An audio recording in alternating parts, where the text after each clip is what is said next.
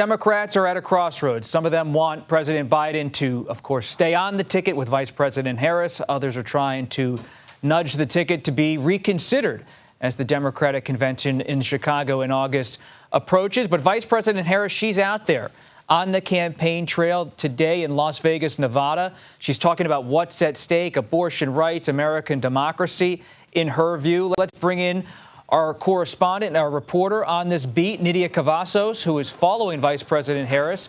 You spoke to voters in Nevada. What are you hearing, Nidia? Bob, I've been speaking to voters here in Vegas, in Nevada being a battleground state, and what we come across is that voters are often still undecided.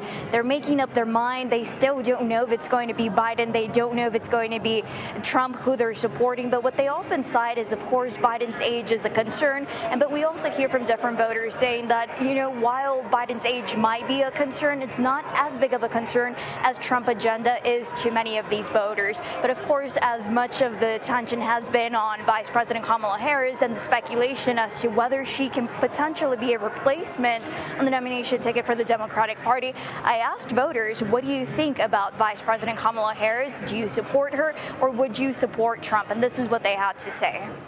I think that she needs to be replaced as well. I don't think she should run again either. We need new candidates ASAP.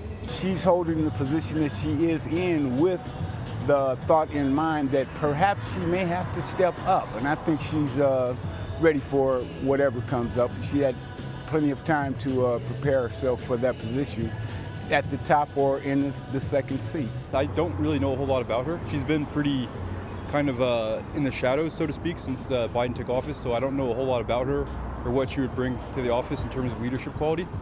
But I would certainly consider her, absolutely. And this is what voters have to say here in Nevada on Vice President Kamala Harris. And for many, they're still willing to support whoever the Democratic candidate is. They say anything is better than a Trump agenda. And Nidia, you cover Vice President Harris day in, day out. You've spoken to her in recent weeks. You've observed her team up close. What are you seeing as you cover her and you cover her team? Are they on edge about all of this Democratic discussion about the ticket and whether the Biden-Harris campaign can win? Are they trying to project confidence? What's it like when you're inside the bubble? What we know so far is, in speaking to some of her team members and on her campaign side, what they express is that they're focused on moving forward on campaigning. Their goal is to establish the difference between a Trump administration and a Biden administration. They say that the vice president's role is also to support President Biden. And when I specifically asked Harris just last week, is she ready to lead the country? Her answer is President Biden is going to be the nominee. And this is what her team has been focused on saying. President Biden is the nominee, and as far as the vice president, she's going to be campaigning and helping the Biden and Harris ticket in November. And of course, this comes with mobilization efforts across different demographics and across different battleground states. And are Democrats, Nidia, getting prepared for former President Donald Trump to make his vice presidential selection and how that could play into Vice President Harris's own campaign this summer and fall?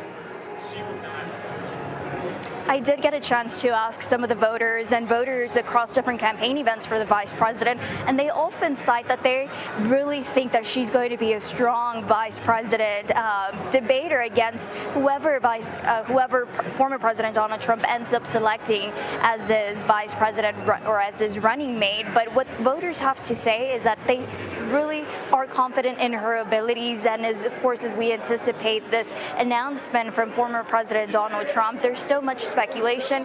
And it was notable that among many Latino voters who I spoke to here in Nevada just a couple of weeks ago, they say that to them it's going to be a concern if Marco Rubio ends up being Trump's running mate, because they think that this is going to help Trump's ticket. So this is something that I've been hearing across the campaign trail when it comes to Latino voters. And finally, Nidia, what does Vice President Harris have planned for the rest of the week?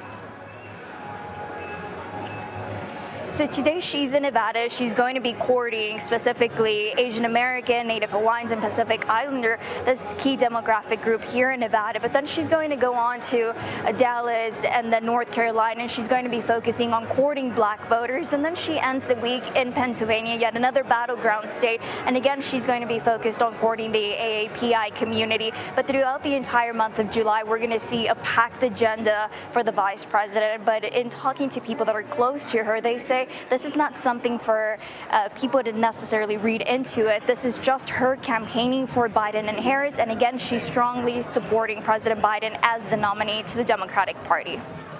A packed agenda for Vice President Harris, a packed agenda for you, Nidia, and so many other reporters covering the vice president and the campaign. We thank you for your time.